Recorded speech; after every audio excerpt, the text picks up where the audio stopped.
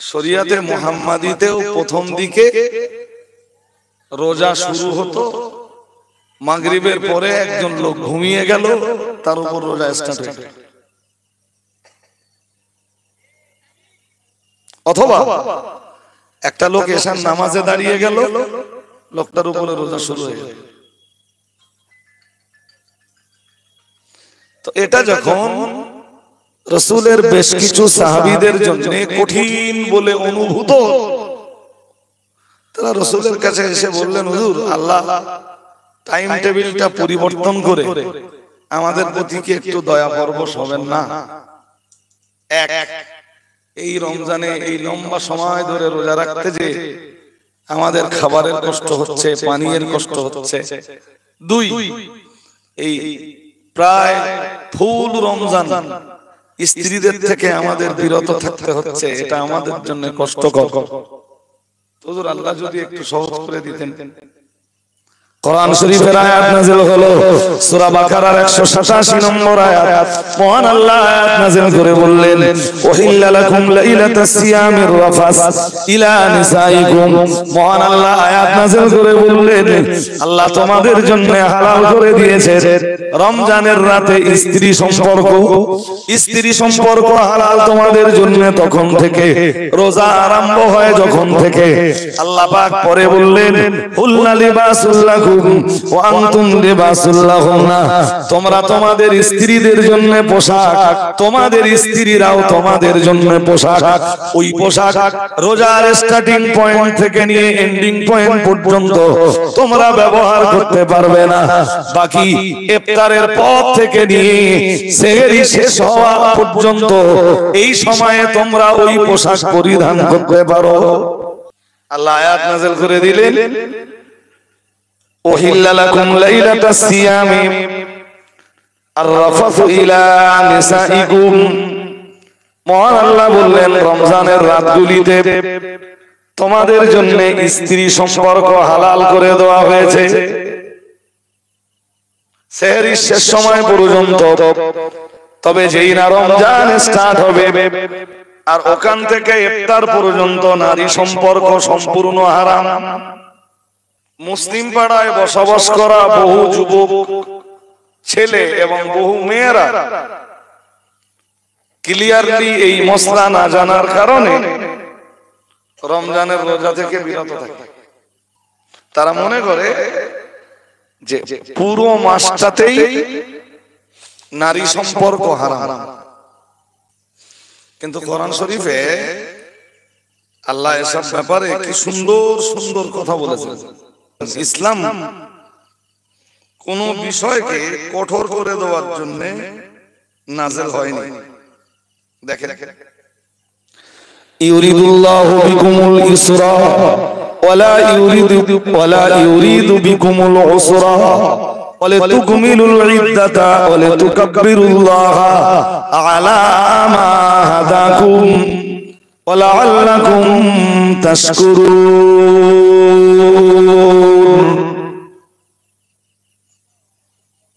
মহান আল্লাহ জানিয়েছেন, রমজানে এই যে রোজা রাখার বিধান আমি প্রদান করেছি, ইউরিদুল্লাহু বিকুমুল ইসরা ওয়ালা ইউরিদু বিকুমুল উসরা। মহান আল্লাহ জানিয়েছেন, আল্লাহ তোমাদের উপরে কঠোরতা চাপিয়ে দিতে চান না। এইটুকু অংশ আগে বুঝুন। আল্লাহ বললেন, ইউরিদুল্লাহু বিকুমুল ইসরা, আল্লাহ তোমাদের উপরে, আল্লাহ তোমাদের জন্য কঠোরতা চান না, বরং তিনি তোমাদের জন্য সহজতাটাই চান। শরীয়তের কোন বিধান চাপিয়ে দিয়ে আল্লাহ কোন বিষয় বান্দার জন্য কঠিন করে দিতে চান না। সুবহানাল্লাহ। ইসলামের যত বিধিবিধান আছে কোন বিধিবিধান কঠোর নয়। যেমন সূরা বাকারার একদম শেষ অংশের দিকে আল্লাহ জানিয়েছেন, লা ইউকাল্লিফুল্লাহু নাফসান ইল্লা উসআহা। মহান আল্লাহ জানিয়েছেন, আমি আল্লাহ তোমাদের উপরে এমন কোন বিধান আরোপ করিনি যে বিধান তোমাদের সাধ্যের বাইরে, সুবহানাল্লাহ, তোমরা পালন করতে সমর্থ নও, তোমরা পালন করার উপযুক্ত নও, এমন কোন বিধান আমি আল্লাহ তোমাদের উপরে চাপিয়ে দেয়নি। আমাদের ঘরের মেয়েরা রমজানের 1 মাস রোজা পূর্ণ করতে যে কখনো কখনো এমনটাও করে যে ওষুধ খেয়ে বা ইনজেকশন ইউজ করে প্রতি মাসের স্বাভাবিক যে পিরিয়ড তাদের, এই পিরিয়ডটাকে বন্ধ করে দেয়।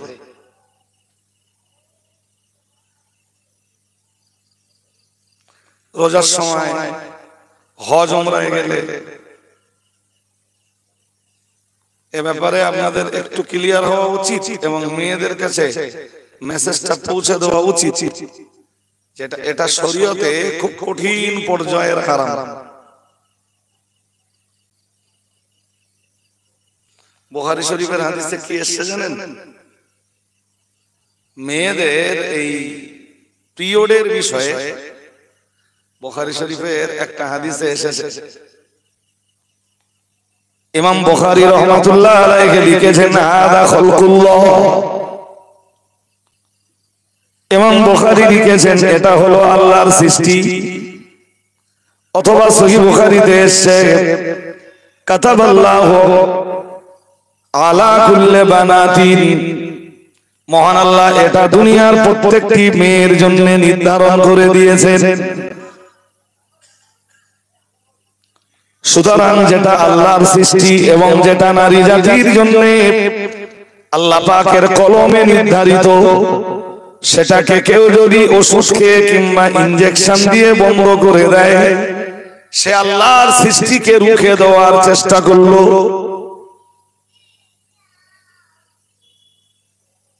যে কারণে সে কঠিন ভাবে গুনাহগার। ধরুন মেয়েদের এই নাপাকির পিরিয়ডে 3টি, 5টি, 7টি, 9টি বা 10টি রোজা মায়া রমজানে কম হতে পারে। মেয়েদের জন্য শরীয়তের মসলা হলো ওই 10টা রোজা পরবর্তী মাসে যে তারা আদায় করে দেবে, এটাই আল্লাহ পাকের বিধান, এটাই আল্লাহ পাকের হুকুম।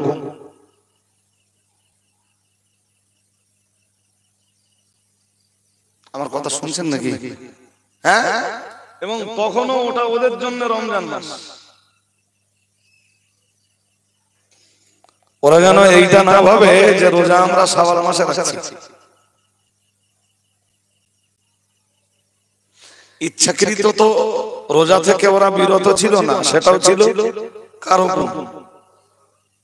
আল্লাহর হুকুম। এবার এমনও হতে পারে যে মাহে রমজানের একটা রোজাও নষ্ট হতো। আবার এমনও হতে পারে যে 10 দিন রোজা নষ্ট হয়েছে, কারোর 7টা রোজা নষ্ট হয়েছে, কারোর 5টা রোজা নষ্ট হয়েছে। মসলা হলো ঈদ হয়ে গেল, মেয়েরা ওই যে রোজাকে আপনারা শাওয়াল মাসে সুন্নাত বলে, আসলে ও রোজা নফল। ওই রোজা মেয়েরা আগে রাখবেন। যাদের রোজা নষ্ট হয়ে আছে 5টা, 7টা, 10টা, তারা এই রোজার কাজাগুলো আগে আদায় করবে। কাজাগুলো আদায় করে যদি শাওয়াল মাসে পারে, পরে 6টা রোজা রেখে দেবে। কিন্তু শাওয়াল মাসের 6টা নয়, যদি 60টা রোজাও কেউ রাখে আর ওদিকে ওই কাজা যদি আদায় না করে, ওই 60টা রোজা দিয়ে একটা রোজার কাজার ঘাটতি বলে আদায় হবে। যাক ছাড়ো, কথা এই পর্যন্ত আপনারা বুঝেছেন কিনা জানি না, আর আমি তো খুব ক্লিয়ার করে বলবো, এটা মাইক, তাও পারছি না। এ পর্যন্ত কি বলেছি যে শরিয়াতে মুহাম্মাদীতেও প্রথম দিকে রোজা শুরু হতো, মাগরিবের পরে একজন লোক ঘুমিয়ে গেল, তার উপর রোজা স্টার্ট হয়ে গেল। অথবা একটা লোক এশার নামাজে দাঁড়িয়ে গেল, লোকটার উপরে রোজা শুরু হয়ে গেল। তো এটা যখন রাসূলের বেশ কিছু সাহাবীদের জন্য কঠিন বলে অনুভূত, তারা রাসূলের কাছে এসে বললেন, হুজুর, আল্লাহ টাইম টেবিলটা পরিবর্তন করে আমাদের প্রতি কি একটু দয়া পরবশ হবেন না? এক, এই রমজানে এই লম্বা সময় ধরে রোজা রাখতে যে আমাদের খাবারের কষ্ট হচ্ছে, পানীয়ের কষ্ট হচ্ছে।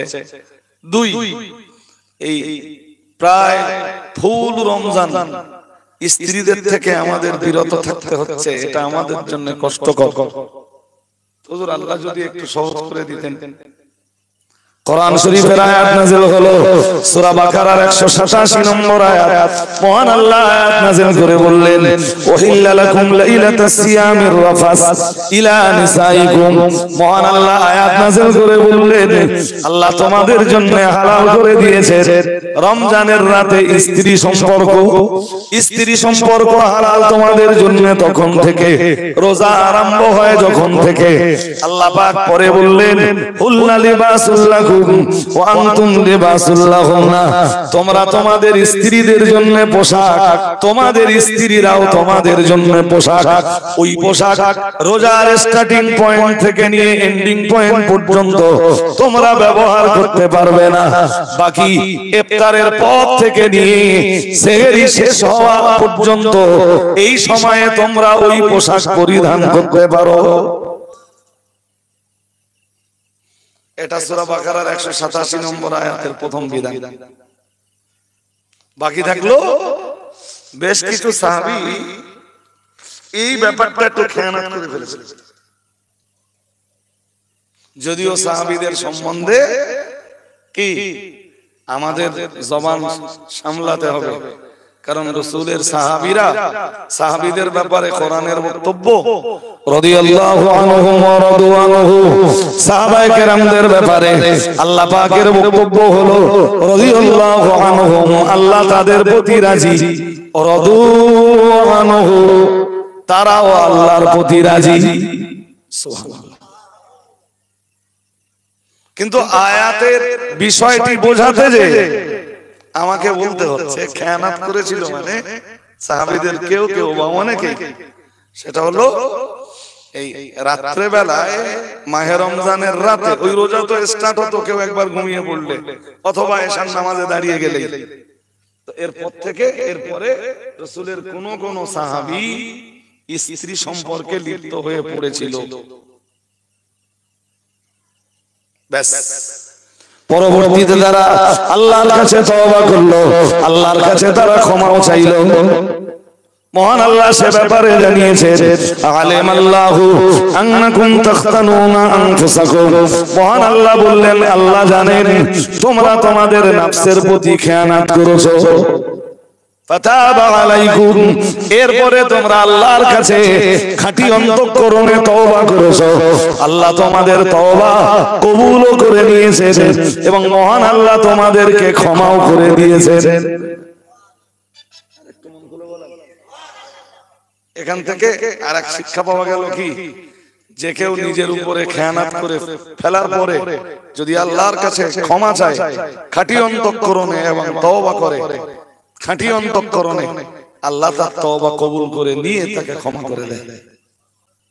এরপরে আল্লাহ বললেন, সুতরাং ফালআনা বাশিরুহুন্না, এখন থেকে রোজার টাইম টেবিলও পরিবর্তন হয়ে গেল।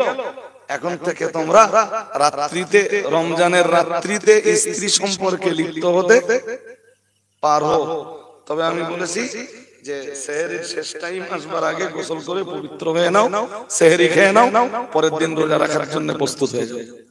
এবার বাকি থাকলো রোজার টাইম টেবিল পরিবর্তন হয়ে কি হলো, এই এখন যে সিস্টেম আমরা রোজা রাখি। আল্লাহ পাক ওই আয়াতেই বললেন, 187 নম্বর আয়াতের নিচের দিকে এসে আল্লাহ বললেন, আল্লাহ পাক ঘোষণা দিলেন, শোনো বান্দা, আমি আল্লাহ তোমাদেরকে ঘোষণা দিচ্ছি।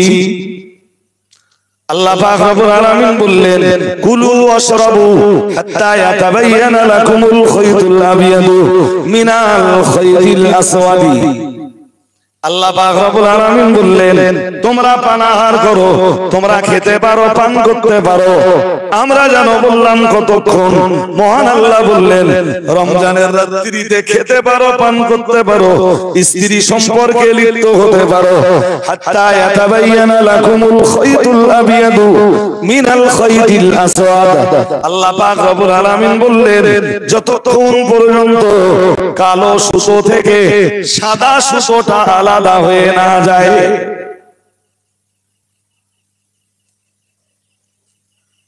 আল্লাহ বললেন যতক্ষণ পর্যন্ত কালো সুতো থেকে সাদা সুতোটা আলাদা হয়ে না যায়। আরে ভাই, এসব আয়াত যখন নাযিল হচ্ছে, এসব আয়াত যখন নাযিল হচ্ছে তখন তো ঘড়ি ছিল না। পরবর্তীতে এই সময়, এই ইফতার সেহরির টাইমটা ঘড়ির সাথে সেটআপ করে নিয়েছি আমরা আমাদের সুবিধার্থে। কিন্তু ওই যে আল্লাহ বললেন তোমরা রমজানের রাত্রে খেতে পারো, পান করতে পারো ততক্ষণ যতক্ষণ কালো সুতো থেকে সাদাটা আলাদা হয়ে না যায়। এইটুকুই তো সাহাবীদের ভিতরের কারো কারো ব্রেনে ঢুকলো না।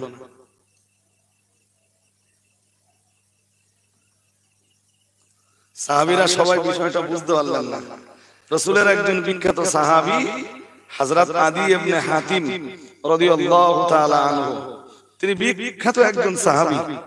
তিনি কি করলেন, একটা সাদা সুতো নিলেন। এই যেদিন রাসূলের কাছে এই আয়াত শুনলেন, যেদিন হযরত আদি ইবনে হাতিম এই আয়াতটা শুনলেন, ঠিক সেই দিন হযরত আদি ইবনে হাতিম রাত্রেবেলা, উনি একজন বিখ্যাত সাহাবী, উনি দুটো সুতো নিলেন, একটা কালো আর একটা সাদা, নিয়ে বালিশের তলায় রেখে দিলেন। কারণ আল্লাহ বলেছেন রমজানের রাতে খাওয়া যাবে, পান করা যাবে ততক্ষণ কালো সুতো থেকে যতক্ষণ সাদা সুতোটা আলাদা হয়ে না যায়।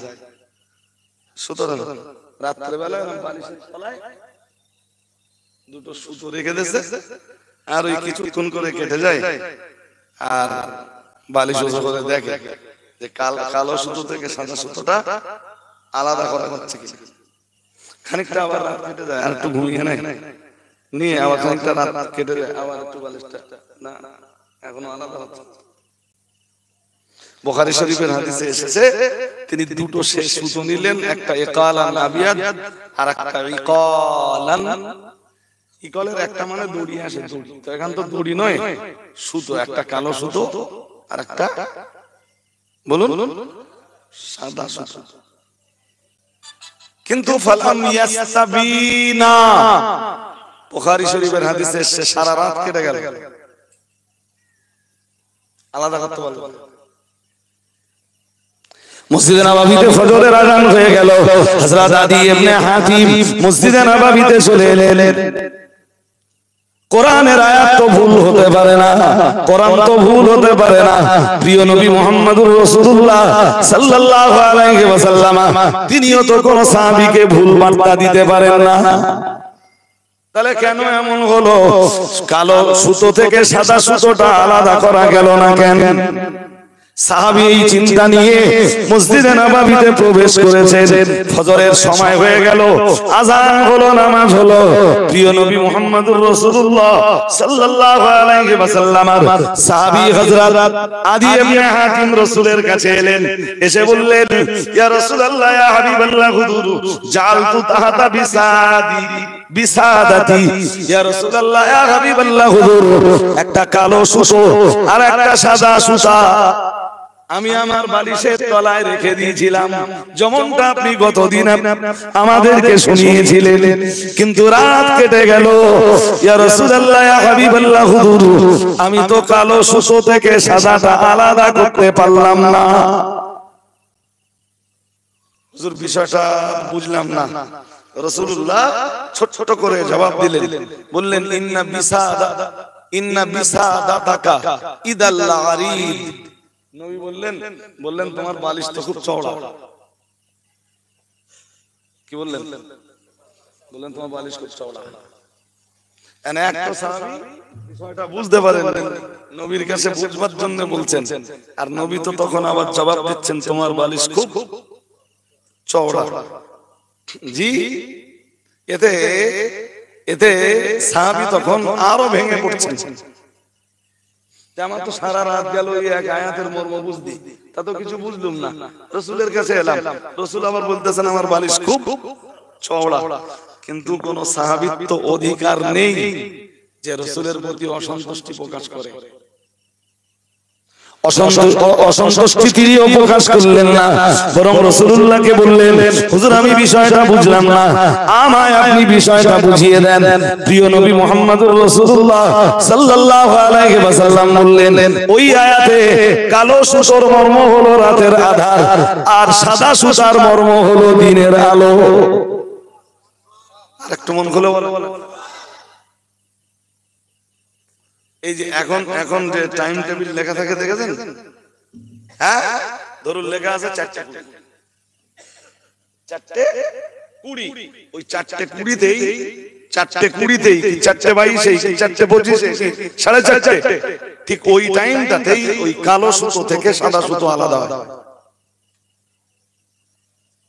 আল্লাহ বললেন ওই পর্যন্ত তোমরা পানাহার চালিয়ে যেতে পারো, খানা পিনা করতে পারো, এরপরে স্টপ। প্রশ্ন তো একটা থেকেই গেল, তাহলে রোজা আমরা কতক্ষণ রাখবো? সূরা বাকারার 187 নম্বর আয়াতে মহান আল্লাহ আবার বললেন সুম্মা আতিম্মুস সিয়ামা ইলাল লাইল, মহান আল্লাহ বললেন রোজা রাখো তোমরা রাত পর্যন্ত। সুবহানাল্লাহ। এই ব্যাপারে শরীয়তের মাসলা হলো হিনা গরাবাতিশ শামস, যখন সূর্য ডুবে যায় নিশ্চিত হয়েছো, বুঝতে পেরেছো সূর্য ডুবেছে, ব্যাস ইফতার করে ফেলো।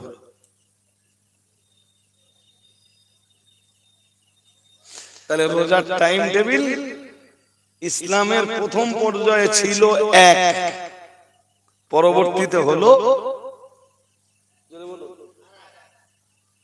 আসলে বিষয়টা কি জানেন, রোজা তো উম্মতে মুহাম্মাদির উপরে প্রথমবার না,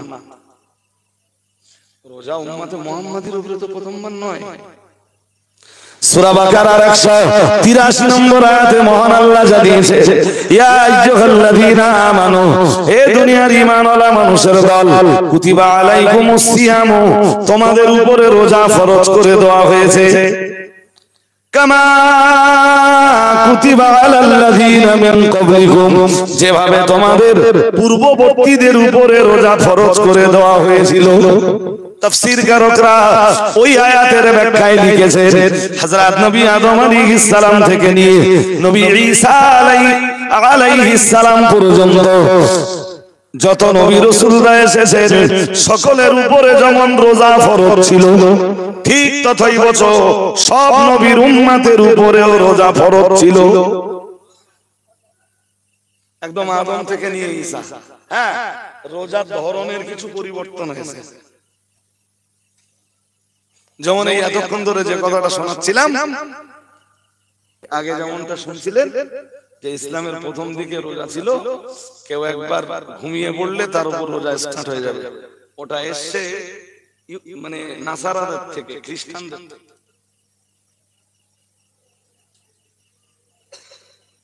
কিন্তু খ্রিস্টানদের সেই নিয়ম নীতি নিয়ে উম্মতে মুহাম্মাদি রোজা রাখবে, এটা আল্লাহ পাকের কাছেও পছন্দনীয় ছিল না।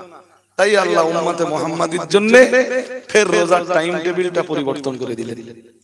সুবহানাল্লাহ। আরেকটু মন খুলে বলেন, এটা আখিরি নবীরও যেমন খুসুসিয়াত, উম্মতে মুহাম্মাদির একটা খুসুসিয়াত। হাদিসে এসেছে ভাই, নবীজি বলেন যে এক হাদিসে এসেছে মা বাইনা সিয়ামিনা ওয়া সিয়ামি আহলিল কিতাবি উকলাতুস সাহার আও কামা ক্বালা আলাইহিস সালাম।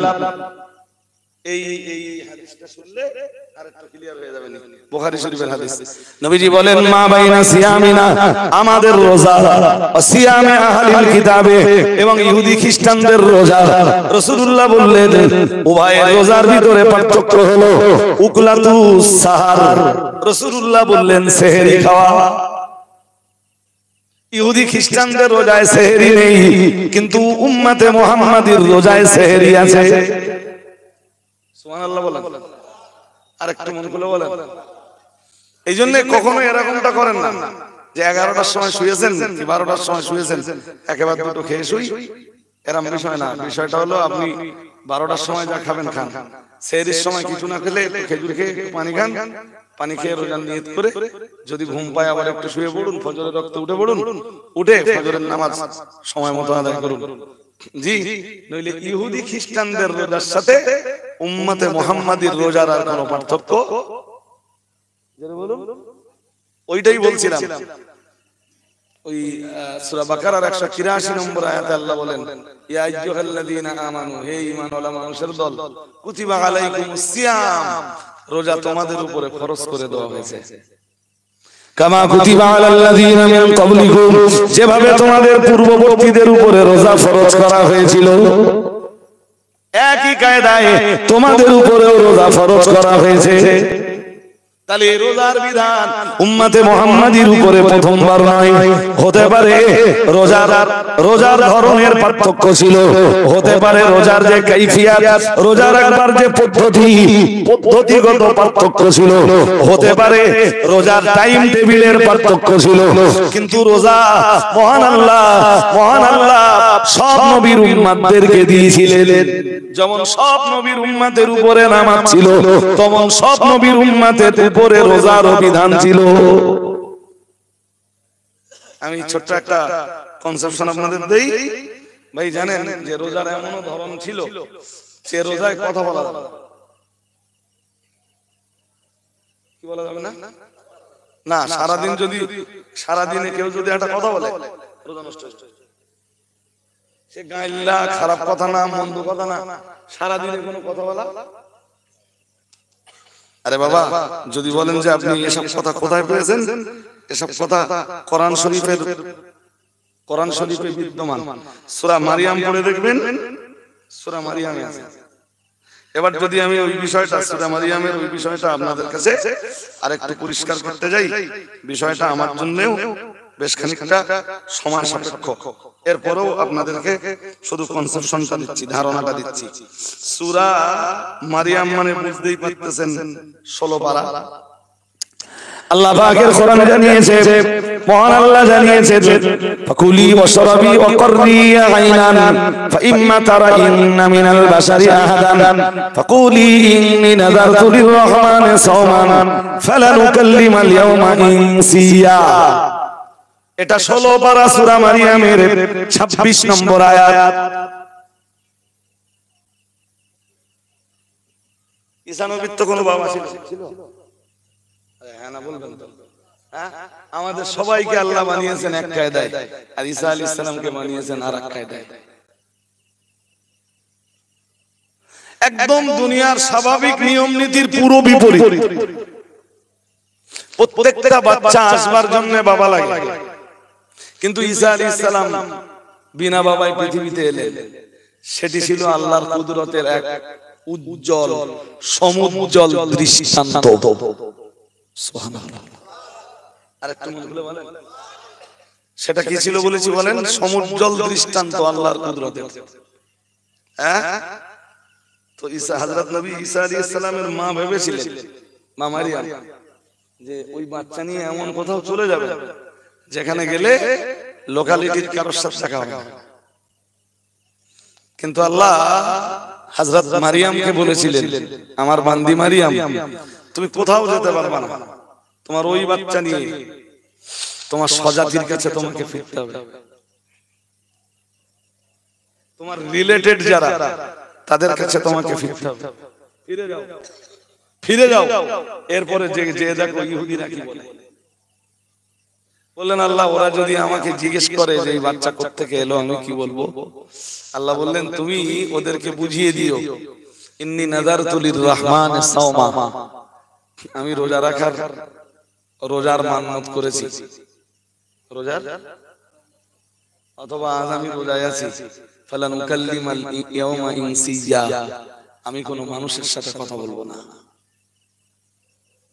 এখান থেকে এক শিক্ষা পাওয়া যায় যে রোজার এমন এক কাইফিয়াত ছিল যে রোজা রাখবেন তো সারাদিন কারোর সাথে আলাপচারিতায় লিপ্ত হওয়া যাবে না, সারাদিন কোনো কথাই বলবে না। রোজার শুরু থেকে কথা বললেই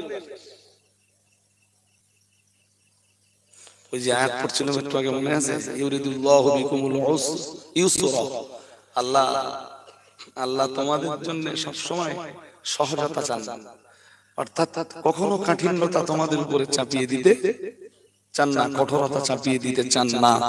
আল্লাহ তোমাদের জন্য খুবই নমনীয়। সুবহানাল্লাহ। আর একটা মন বলে বলেন না, জি একদম উম্মতে মুহাম্মাদীর জন্য আল্লাহ রোজাটা করে দিলেন খুব হালকা থেকে অতি হালকা। কথাও বলা যাবে, আর সেই এশা থেকে রোজা শুরু করতে হবে। সুবিধা হলো না অসুবিধা হলো? হ্যাঁ, এই সুবিধাটা পেয়েছেন আপনাদের নবীর কারণে। উম্মতে মুহাম্মাদী যত ফ্যাসিলিটি পেয়েছে, সব ফ্যাসিলিটি তাদের নবীর কারণে। সুবহানাল্লাহ বলুন। আর একটু মন খুলে বলেন না। চলুন সূরা বাকারার 183 নম্বর আয়াতটা শেষ করি এবার। ইয়া আইয়ুহাল্লাযীনা আমানু কুতিবা আলাইকুমুস সিয়ামু কামা কুতিবা আলাল্লাযীনা মিন ক্বাবলিকুম, যেভাবে পূর্ববর্তী নবী রাসূলদের প্রতি এবং পূর্ববর্তী নবীর উম্মতদের প্রতি রোজা ফরজ ছিল, সেইভাবে তোমাদের উপরেও রোজা ফরজ করে দেওয়া হয়েছে। এখানে একটা দুটো বিষয় মনে রাখা দরকার। প্রথম একটা বিষয় সবাইকে মনে রাখতে হবে, ইহুদিদের উপরেও রমজানের রোজা ফরজ ছিল, কিন্তু ইহুদিরা টোটাল রমজানে কোনো রোজা না করে শুধু আশুরার দিনে একটা রোজা রাখতো, এবং এই একটা রোজা রাখাই নিজেদের জন্য যথেষ্ট মনে করত। বলুন নাউজুবিল্লাহ।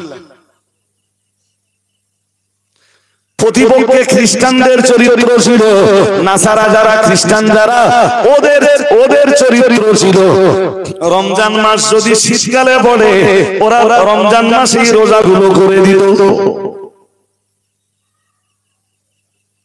শুনছেন নাকি? ইহুদিরা করতো একটা বছরে দিনটা আশুরার দিন, আর রমজানের কোনো রোজা রাখতো না। বলতো তারা নিজেরাই বলতো এই একটা রোজাই আমাদের জন্য যথেষ্ট, আর রাখা রাখা। যেমন আমাদের দেশেও কিছু লোক বলো আছে শুধু 27 রোজা রাখে, আছে না? এবং ওই এক রোজাই যথেষ্ট মনে করে, ওটা ইহুদিদের চরিত্র। আর খ্রিস্টানরা কি করতো? রোজা শীতকালে পড়লে পুরো রোজাটা রাখতো, আর যদি গরমকালে রোজা আসতো মানে রমজান মাস পড়তো, তো তখন মাস পাল্টে ওরা নিজেরা শীতকালে রোজা দিত। বুঝতে পারেন? মাস নিজেরা কি করতো? পাল্টে নিত, নে সেই রোজা রাখবে শীতকালে। আর সে রোজা 29 বা 30 না, খ্রিস্টানরা আবার রোজা আল্লাহ যা বিধান দিলেন ওর উপরে বেড়ে নিলেন, বাড়াতে ওই রোজা 50টাই থেকে গেল।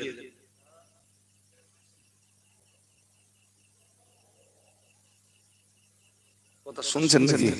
হ্যাঁ, ধর্ম নিয়ে বাড়াবাড়ি করাও। বলুন।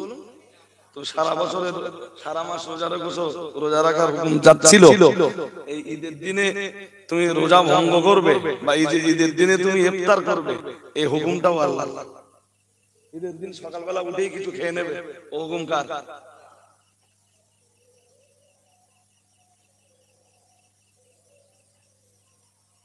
এমন কথা বুঝতেছেন নাকি? হ্যাঁ, ওরা 50 পর্যন্ত রোজা রাখবে, এবং বাকি রোজাগুলো এই 30 বা 29-এর পর থেকে 50 পর্যন্ত বাকি রোজাগুলো সব ওরা বাড়িয়ে নেবে ওদের বিভিন্ন রাজা বাদশাদের জন্য। বিভিন্ন রাজা বাদশার জন্য ওরা রোজা বাড়িয়ে নেবে। অমুক বাদশার জন্য এই কটা, অমুক রাজার জন্য এই কটা, অমুক রাজার জন্য এই কটা। কিন্তু রোজা রাখা হয় কার জন্য বলেন? ইন্না সালাতি ওয়া নুসুকি ওয়া মাহইয়ায়া ওয়া মামাতি লিল্লাহি রাব্বিল আলামিন। মহান আল্লাহ জানিয়েছেন, ইন্না সালাতি, নিশ্চয়ই আমার নামাজ, ওয়া নুসুকি, আমার কুরবানি, ইন্না সালাতি ওয়া নুসুকি ওয়া মাহইয়ায়া ওয়া মামাতি লিল্লাহি রাব্বিল আলামিন। মহান আল্লাহ জানিয়েছেন নিশ্চয়ই আমার নামাজ, নিশ্চয়ই আমার কুরবানি, ওয়া মাহইয়ায়া আমার বেঁচে থাকা, ওয়া মামাতি এবং আমার মরে যাওয়া, লিল্লাহি রাব্বিল আলামিন। বলেন আমার নামাজ, আমার রোজা, আমার বাঁচা, আমার মরা সব কার জন্য? সব কার জন্য? হ্যাঁ, সব তো আল্লাহর জন্য। বাট ওরা কিছু রোজা রাখতো আল্লাহর জন্য, আর কিছু রোজা রাখতো ওদের রাজা বাদশাদের জন্য, যেটা জি যেটা ছিল প্রকৃতপক্ষে সেই। আরে ভাই, ইবাদত যদি আল্লাহকে ছেড়ে অন্য কারোর জন্য করা হয় তো তার নাম কি? وقضى ربك ألا تعبدوا إلا إياه وبالوالدين إحسانا। মহান আল্লাহ জানিয়েছেন সূরা বনি ইসরাঈলের 23 নম্বর আয়াতে আল্লাহ ঘোষণা দিয়েছেন ওয়াকাদা রাব্বুকা, এটা তোমার রবের চূড়ান্ত সিদ্ধান্ত। আমরা বললাম সিদ্ধান্তটা কি? মহান আল্লাহ বললেন আল্লাহ তা'বুদু ইল্লা ইয়াহু, আল্লাহ ব্যতীত অন্য কারোর জন্য তোমরা ইবাদত করতে পারবে না। সেটা নামাজ হতে পারে, সেটা রোজা হতে পারে, সেটা অন্য কোন ইবাদত হতে পারে। কোন ইবাদতই আল্লাহ ছাড়া তোমরা অন্যের জন্য করতে পারবে না। হুকুম কার? জোর করে বলেন। আর সূরা জুমারের 65 নম্বর আয়াতে আল্লাহ আরো ক্লিয়ার করে দিয়েছেন, খুদ নবীকেই আল্লাহ বলছেন ও নবী লাইনাস। আল্লাহ সূরা জুমারের 65 নম্বর আয়াতে বলছেন ওয়ালাকাদ উহিয়া ইলাইকা ওয়া ইলাল্লাযীনা মিন ক্বাবলিকা লাইন আশরাকতা লা ইয়াহবাতান্না আমালুকা ওয়া লা তাকুনান্না মিনাল খাসিরিন। মহান আল্লাহ আয়াত নাযিল করে দিলেন সূরা জুমারের 65 নম্বর আয়াতে বললেন ও আমার নবী, আল্লাহ নবীকে ডাক দিয়ে বললেন ওয়ালাকাদ উহিয়া ইলাইকা, আর আপনার কাছে মেসেজ পাঠানো হয়েছে, ওয়া ইলাল্লাযীনা মিন ক্বাবলিকা, ওই একই মেসেজ পাঠানো হয়েছিল আপনার পূর্ববর্তী নবীদের উপরে। নবী জানো বললেন আল্লাহ বিগত নবীদের জন্য কি মেসেজ পাঠানো হয়েছিল?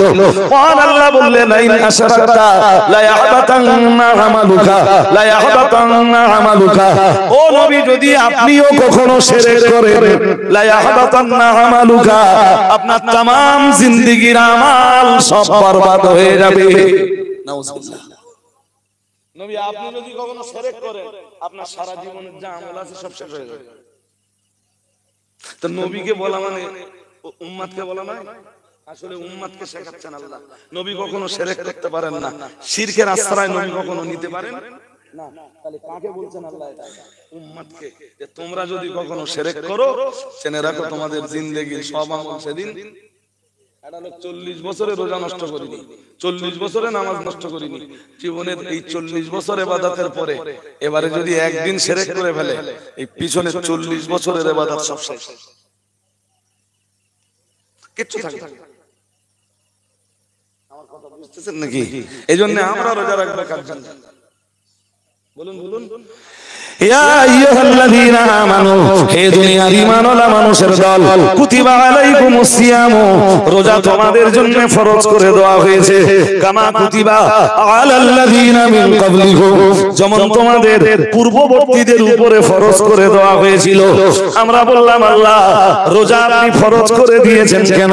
মহান আল্লাহ বললেন লাআল্লাকুম তাত্তাকুন, যাতে তোমরা মুত্তাকি বান্দা বান্দিতে পরিণত হতে পারো, যাতে তোমরা তাকওয়া অবলম্বনকারী বান্দা বান্দিতে পরিণত হতে পারো। আরেকটু মন খুলে বলেন, যাতে তোমরা তাকওয়া করতে পারো। প্রশ্ন এই জায়গাটায় যে তাকওয়ার সাথে রোজার সম্পর্ক কি? ওইটাই রোজার হিকমত। ওই একটুখানি কথার ভিতরে আল্লাহ সব বলে দিয়েছেন লাআল্লাকুম তাত্তাকুন, যাতে তোমরা তাকওয়া অবলম্বী হতে পারো, এই জন্য তোমাদের উপরে রোজার বিধান চাপিয়ে দিয়েছি। এক্ষণে প্রশ্ন এইটা দেখা দেয় যে তাকওয়ার সাথে রোজার সম্পর্ক কি। তার আগে একটা হাদিস শুনে নিলে, তার আগে আপনারা একটা হাদিস যদি শুনে নেন তাহলে বিষয়টা আপনাদের জন্য আরেকটু পরিষ্কার হয়ে যায়। শুনবেন হাদিসটা? তা অ্যাকচুয়াল একটা হাদিস বলার জন্য না সময় দরকার বেশ অনেকটা, মানে যদি বুঝে বুঝে মানে গুছিয়ে গুছিয়ে আপনাদের শুনতে হয় তা সময় লাগবে। হাদিসটা বর্ণনা করেছেন আবু হুরায়রা। عن ابي هريره رضي الله تعالى عنه قال قال رسول الله صلى الله عليه وسلم, এই হাদিস বর্ণনা করেছেন রাবী সম্রাট হযরত আবু হুরায়রা রাদিয়াল্লাহু তাআলা আনহু। তিনি বলেন রাসূলুল্লাহ বলেছেন, কুল্লু আমালি ইবনি আদম ইউদাফুল হাসানাতু বিআশরি আমসালিহা ইলা 700 দিফিন ও কামা ক্বালা আলাইহিস সালাম।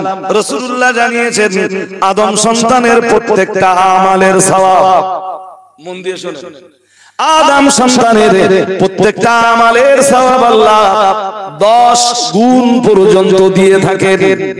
সুবহানাল্লাহ। কয় গুণ? একটা রোজা রাখলে 10টা রোজা রাখার সওয়াব পাবেন।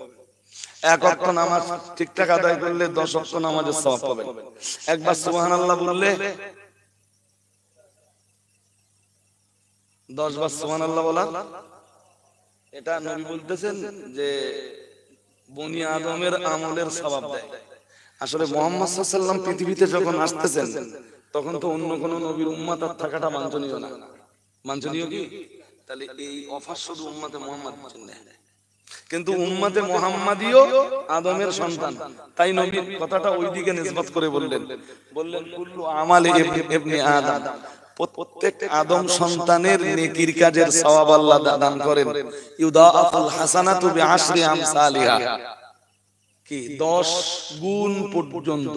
10, হ্যাঁ নবী আরেকটু বলতেছেন 10 থেকে ইলা 700 দিফিন, এর মানে জানেন 10 থেকে 700 পর্যন্ত দেয়। শুনছেন? 10 থেকে কত দেয়? এই ধরুন সামনের রমজান মাস আসতেছে, একটা সহজ কথা বুঝে নেন। ধরুন এই লোক সারাদিন রোজা রাখলো, কারণ নামে রোজা অবস্থায় গীবত করিনি, কারণ নামে তহমত চাপিয়ে দেয়নি, অপবাদ দেয়নি, হ্যাঁ নামিমাতের গুনাহ করিনি, গীবতের গুনাহ করিনি, কাউকে গালিগালাজ করিনি, কাউকে অশ্লীল ভাষা দেয়নি, সমানে সারাদিন কোনো মিথ্যা কথা বলে রোজা অবস্থায় মিথ্যা কথা বলা যাবে?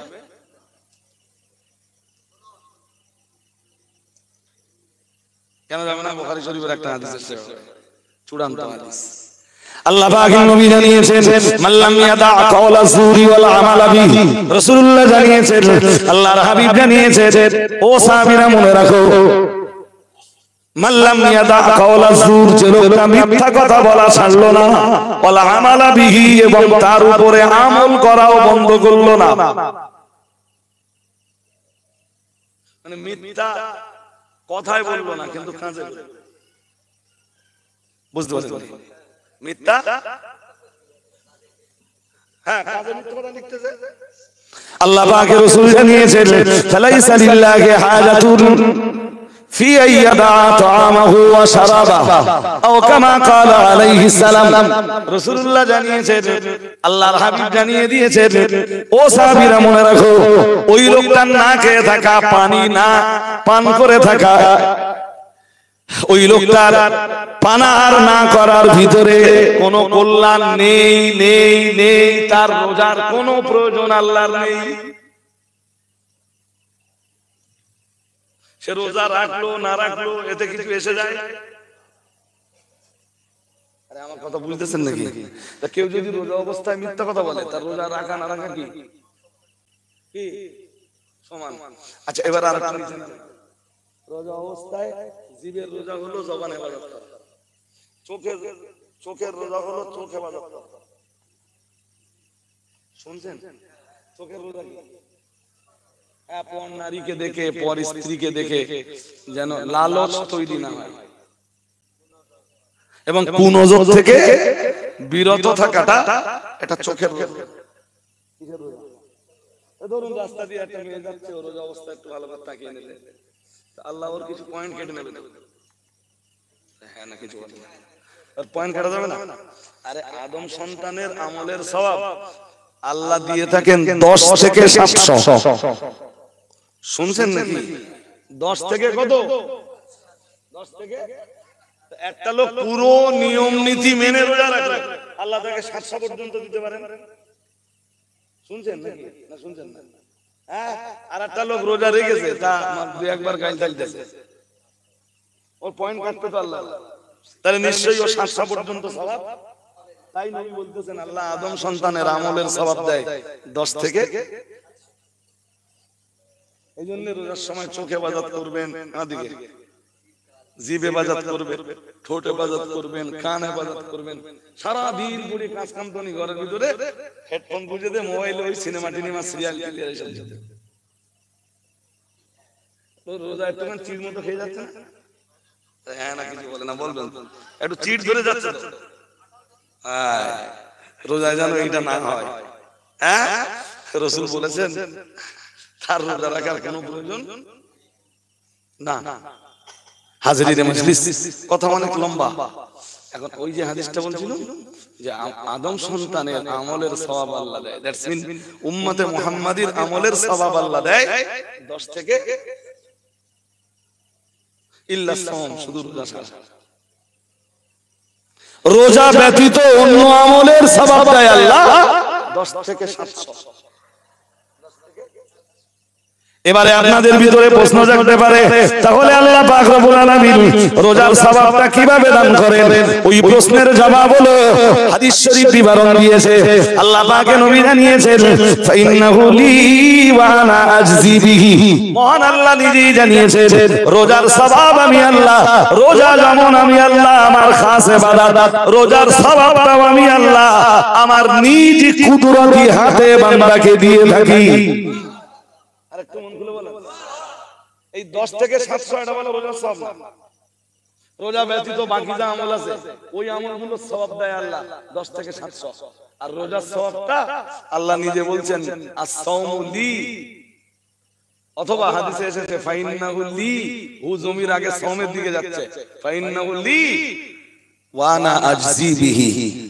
রোজা আমার খাস ইবাদত, খাস ইবাদতের সওয়াবটা আমি আল্লাহ আমার কুদরতি হাতে দিয়ে থাকি। আর একটু মন খুলে বলেন। আর আল্লাহ যখন কাউকে দেয় তো আল্লাহ এতটাই দেয় যাতে বান্দা জাহান্নাম থেকে নিষ্কৃতি পায় আর বান্দা তার দয়ার জান্নাতে যেতে পারে। কারণ তার ভান্ডারে কিছু ঘাটতি আছে। কথা বলেন, দুনিয়ায় যে যতই ধনাঢ্য হোক, যখন কাউকে দিতে থাকে তো তার ভান্ডারে কমতে থাকে, কিন্তু দিতে থাকেন অথচ কমে না একজনের ভান্ডার, তিনি কে? এই জন্য আল্লাহুস সামাদ, আল্লাহুস, যেমনটা সূরা ইখলাসে আপনারা পড়েন। এই জন্য আল্লাহ যখন দেয় তাকে এতটাই দেয় যাতে সে জান্নাত পেতে পারে আর জাহান্নাম থেকে নাজাত পেতে পারে। আমার কথা বুঝতেছেন? এরপরে ওই হাদিসে আবার এসেছে, ওই হাদিসে আবার এসেছে বান্দা কেন জানো আমি নিজে হাতে দেই, জানো? বান্দা তো জানে না। আল্লাহ বলেন ইয়াদাউ শাহাওয়াতাহু ওয়া তাআমাহু। ও ভাইরা আমার মনে রাখুন, হাদিস শরীফ বিবরণ দিয়েছে, মহান আল্লাহ নিজেই জানিয়েছেন।